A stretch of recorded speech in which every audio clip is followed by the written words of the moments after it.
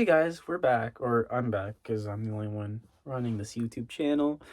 But, anyways, I'm happy today. And you want to know why? Because we're finally in the part of the series that's good. The last two episodes were the bad ones, but those are gone. And now we're in the good tier, the great tier, the fun tier. We're talking about the top 20 best songs of 2025. Yeah. This is a bit of a difficult list to make because, one, 2025 was pretty bad in the mainstream, but the underground was doing just fine. And although I don't think the underground cooked as hard as it did in 22, 23, or 24, we still got a lot of bangers, so it's difficult to narrow down this list to just 20 songs, but I think I did it. And we're starting off with, well, ironically, a bit of a more mainstream artist. Wake Me Up by The Weeknd. Again, Hurry Up Tomorrow by The Weeknd, definitely not my favorite album by Abel. I wouldn't consider it to be one of the best albums of the year, but his opener, Wake Me Up, is very trippy, kind of almost aggressive synth funk R&B pop tune. That's just one of his best bangers he's made in a while, and it slaps. It slaps so hard. Maybe it's because of the band Justice also had a part in the production of this, but yeah, if you get two masterful producers on a track, it's bound to sound good, and yeah, it does. But anyways, we're gonna go now down to number 19, which is Strangers by Giveon. Giveon Beloved. It's a very soulful, very artful, very sad breakup album that I enjoy quite a bit this year. But definitely my favorite track on that project is Strangers, which, wow. Strangers is a very melancholy, depressing track. Kind of reminds me of, it certainly reminds me of something on Channel Orange by Frank Ocean or the Igor album by Tyler, the Creator. It's certainly a very sad, very heartbreaking, very emotional song that is very powerful within the context of the Beloved project by Giveon. But speaking of projects that were pretty well received this year, we go to the very up and coming, very popular band within the underground indie scene, and that is Geese.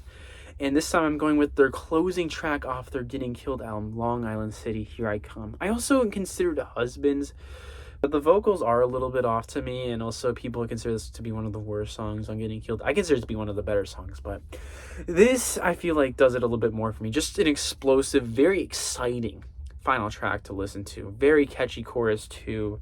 And Cameron Winter's vocals are on point. He is cooking so hard here like he does on the entire album, and I just love it. This is a pretty good band, and I'm actually looking forward to seeing what they're doing next. But anyways, next up we have a artist that I feel like has been in the game for a little bit longer now, and that is Tyler, the Creator. What? Something off Don't Tap the Glass made on here? Yes. Now, I wouldn't say Don't Tap the Glass one was better projects, but this song, I'll Take Care of You on Don't Tap the Glass, absolute banger. Production masterpiece here. And it's not only because of the very insane Yebba feature of the very heavenly vocals, but it's also the drum sample calling back to the Cherry Bomb era.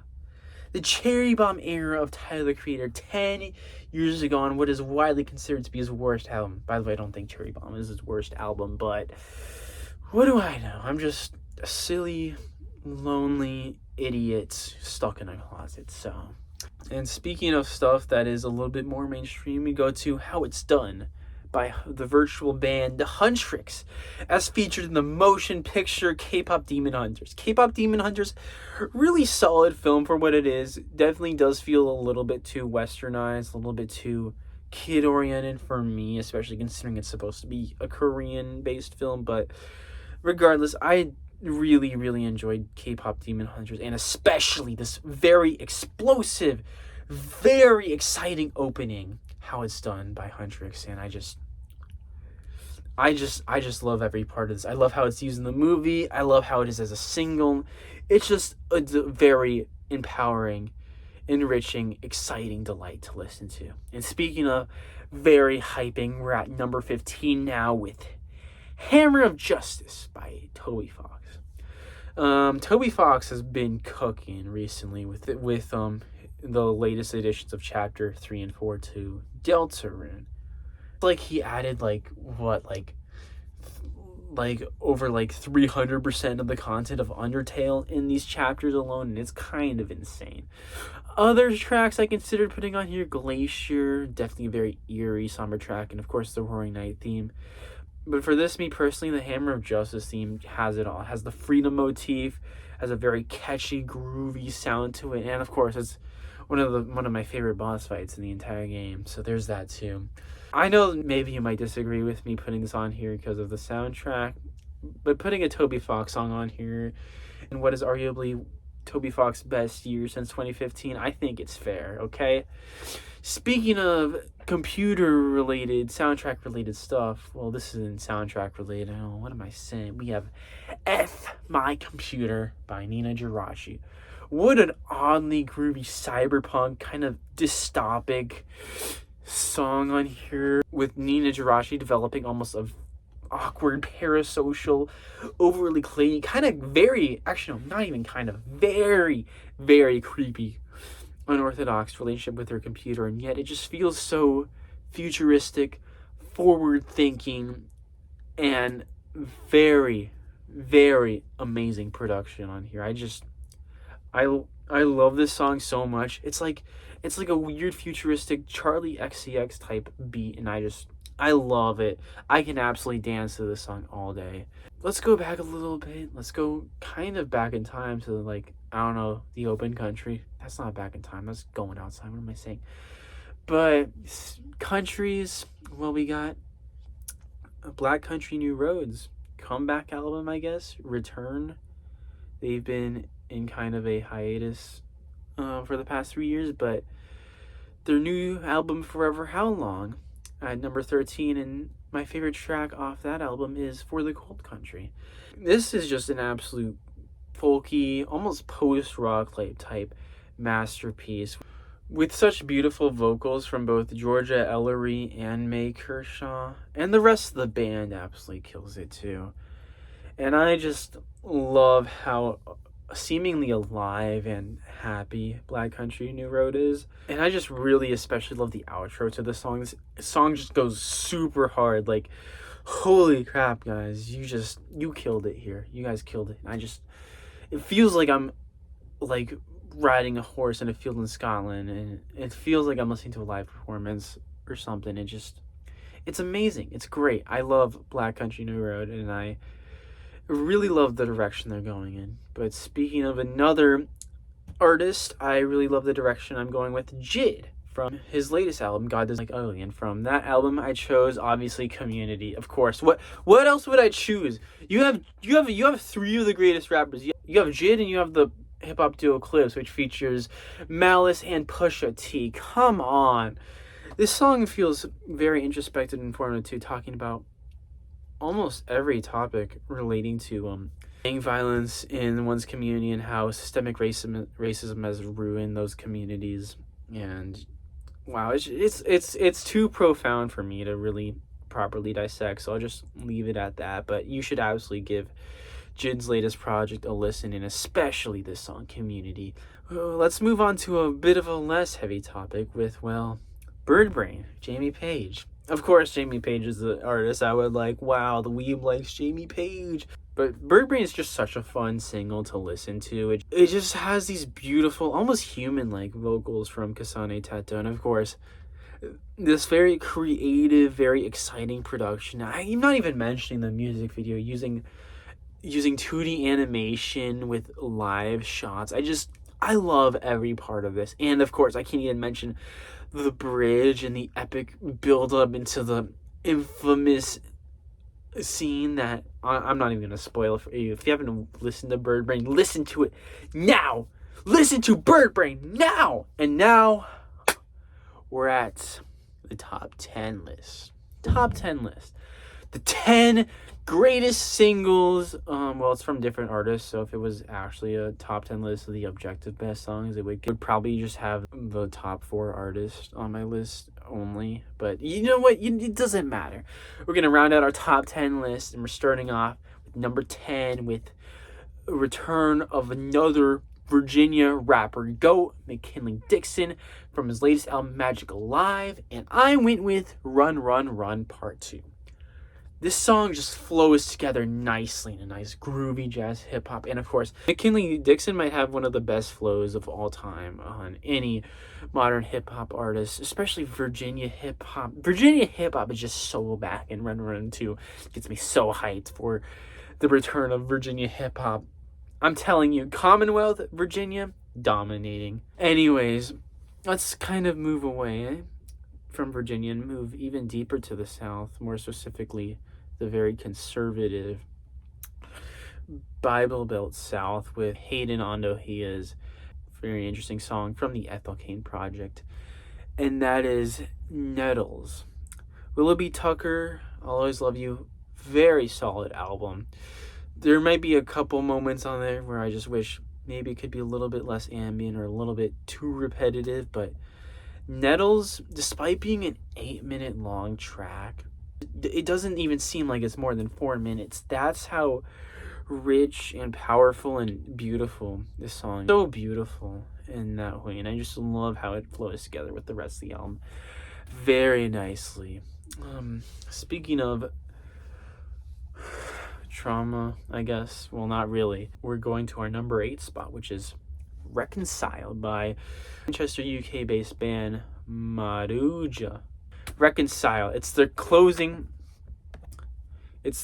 track to their latest album, Pain to Power, and wow, what a beautiful, the fact that it just goes into such kind of a weird, very informative, very profound political post-rock anthem is just so beautiful to me. And of course the lead singer's vocals, I don't know his name, I'll put it up on screen as well as the rest of the band members up on screen, but this just feels so powerful to me. It reminds me of Earth Mover by Death Consciousness. If you make a song that's as good as Earth Mover, or even reminds me of Earth Mover by Have a Nice Life from the Death Consciousness Project, you're doing something really amazing, and I just love it. It's 9 minutes 40 seconds, but it's the perfect closer to this album, and I just love it.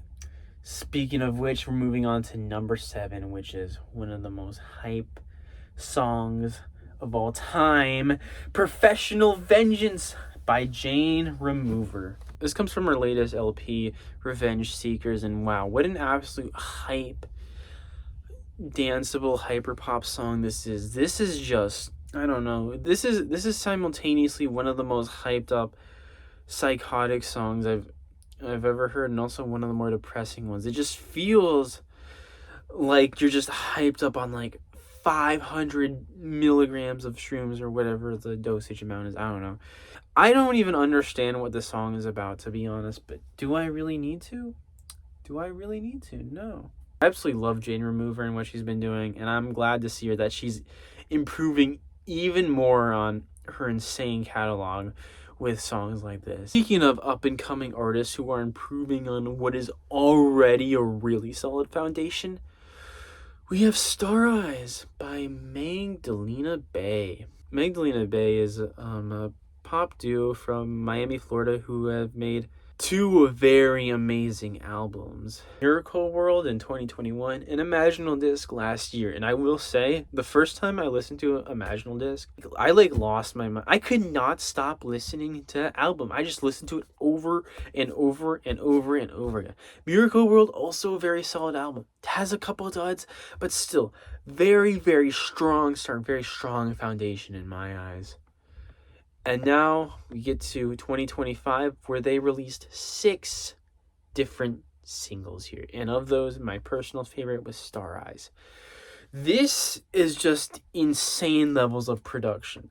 This is genre fusing beyond genre fusing. I never knew I needed a combination of pop, EDM, neo-psychedelic, and jazz. Like, I don't understand what is going on in this song, and yet it's just such a beautiful, eerie ballad. It feels like I'm just, like, extremely sleep deprived at an airport or something, just hearing a saxophonist just really, really performing his heart out at, like, 2 in the morning or something. in like the middle of summer. I don't know.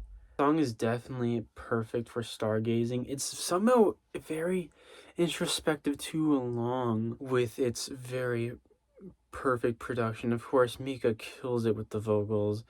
Matt kills it with the production. Just everything just feels so perfect, so beautiful. This almost feels like it could belong on the Imaginal Disc album. In fact, I consider it to be better than half the tracks on the Imaginal Disc album. And that's saying a lot, because I love Imaginal Disc.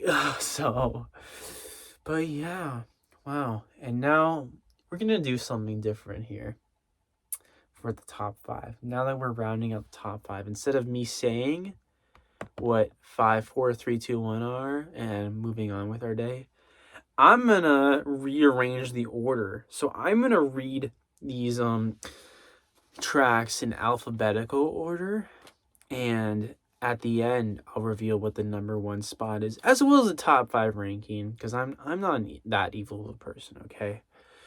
Now we have 5 song nominations for what I will declare the song of the year. Now let's start with our first one alphabetically, which is The Birds Don't Sing by Clips. When I first listened to this album and the like Autumn Storm album in general, I didn't get it. I really didn't get it. There was a lot I just kind of glossed over and ignored. But then after a while I decided to go back, and wow, this song really hit. Just hearing two brothers really laments about the grief and loss of their parents is just, I don't know what to say to that. And of course, it has one of the hardest lines in all of hip-hop history. On my way to Texas, that's when Virginia hit me. And another line, the third line in the entire song, some experience death and feel numbness, but not me. I felt it all and couldn't function. And I relate to that way too well when it comes to these types of stuff, when it comes to grief, when it comes to loss. And it's something that we all have to contend with at some point, that one day we will lose our parents. And unfortunately, that is the better thing to happen, because, oh, Lord knows, God forbid a parent ever lose their child. And holy crap, I don't know. It's like, it's so beautiful, yet so soul-crushing at the same time. Just them exploring their grief and them just like, I don't really know what to say about it, but wow. This as an opener to your album, like, what?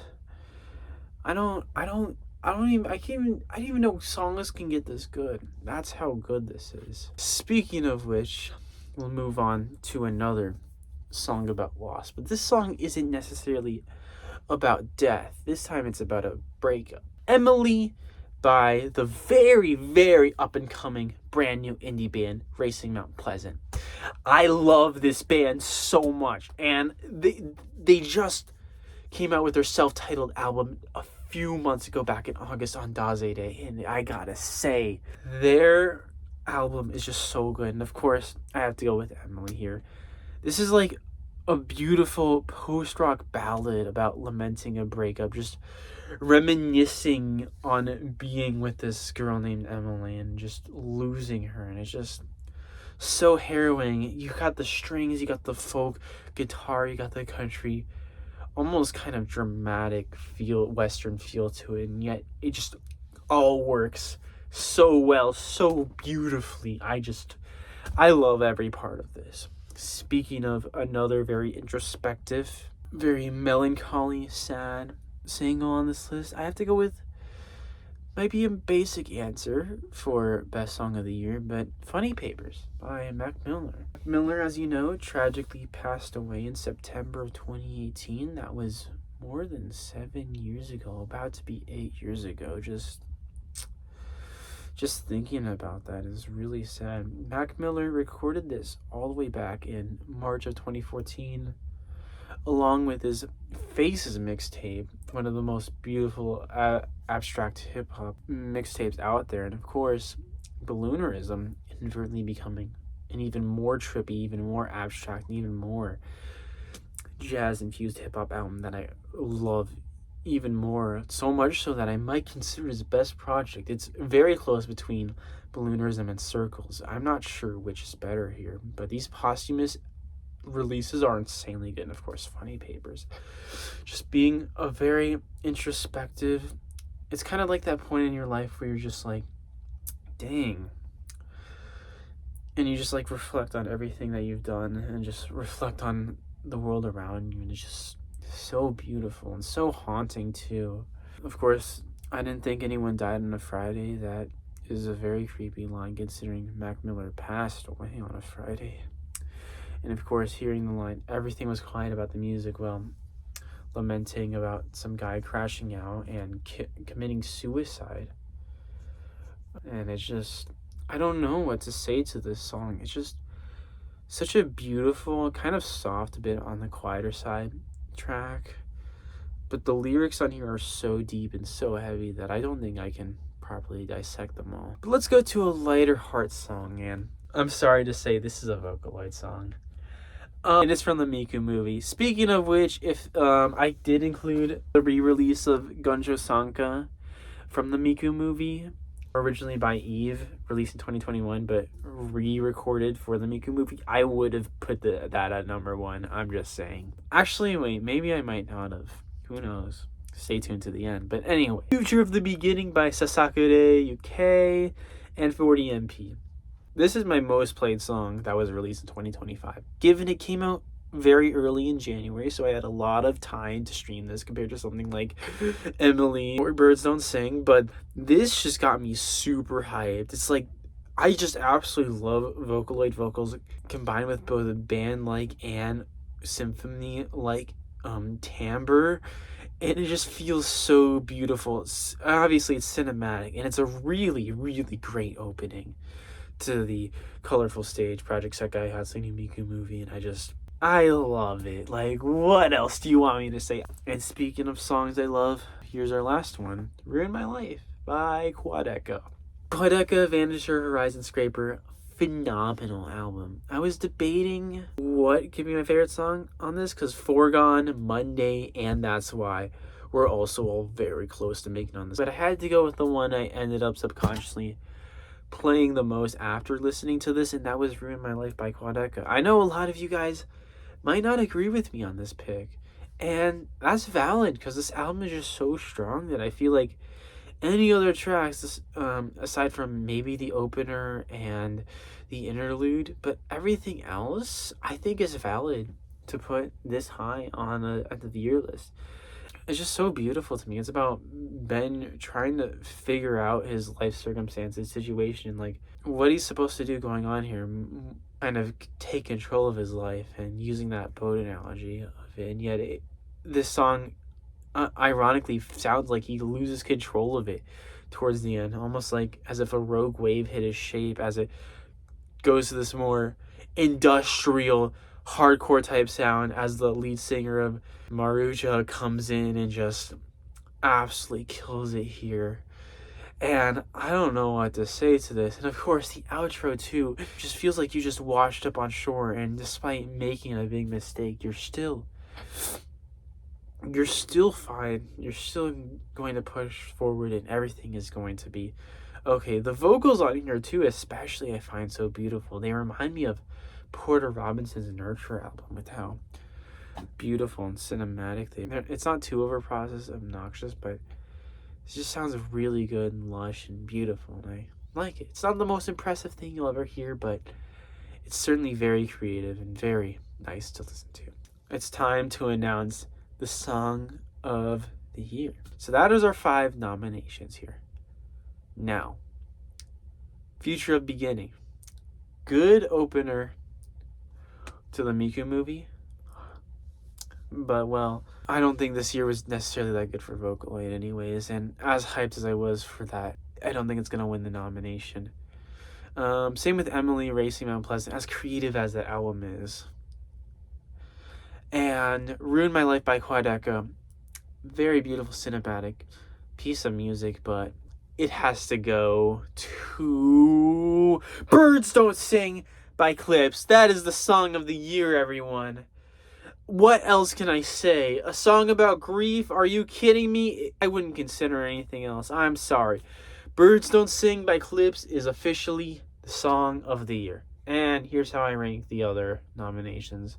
And here's how I would rank it if I included Gunjo Sanka on here too. I think Birds Don't Sing is actually better than Gunjo Sanka. I'm just trolling with you guys, but whatever. Thank you for enduring this very long, painful video till the end. And this is the penultimate video. In the next video, I'm going to talk about the best albums of 2025. So stay tuned for that.